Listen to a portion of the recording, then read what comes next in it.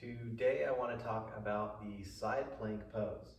Now, there are some variable ways to approach this pose and certain mistakes I really want to discourage people from making.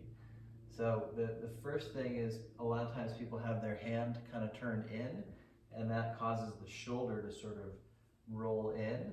So be very aware before you go from the plank to the side plank that your hand is facing forward, and you can approach it with the knee down if you're newest to this, or you have a challenge with either the balance or the strength. And notice that I have a spacious quality in my shoulder. I'm not like sinking down in the shoulder. I only feel safe demonstrating that bad form with all the weight in my knee, the knee down way. So the sense of lift out of the shoulder is key. And if you can't do the harder forms with that sense of lift, then you want to stick with the easier ones.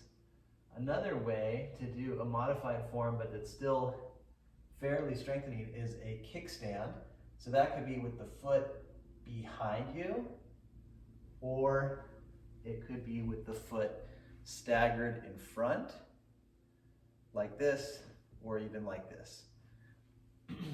Preferably, if you are doing feet together, you have a good sense of lift in the hips. And so that comes from pressing through the feet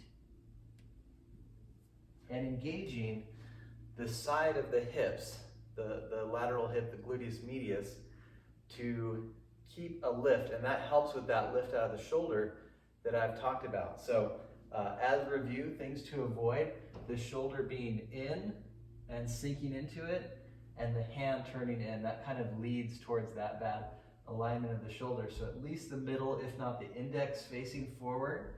Wrist a little in front of shoulder also can be helpful to have a little bit more safe and easy alignment on the wrist. By pressing through the feet, you're activating these side muscles, and ultimately you'll activate the side of your core and not feel it so much in the shoulder. I was talking about that lifting out of the shoulder, and a student of mine said it feels like they have to work harder in the shoulder, and really you want to work harder in your side hip and core. The side hip is part of the core to get that sense of lift, which comes from a strong pressure through the feet. So remember the options, focus on the alignment before you take a harder option, and let me know if you have any questions. I would love to respond to you if you leave a comment below. Thank you so much. Take care.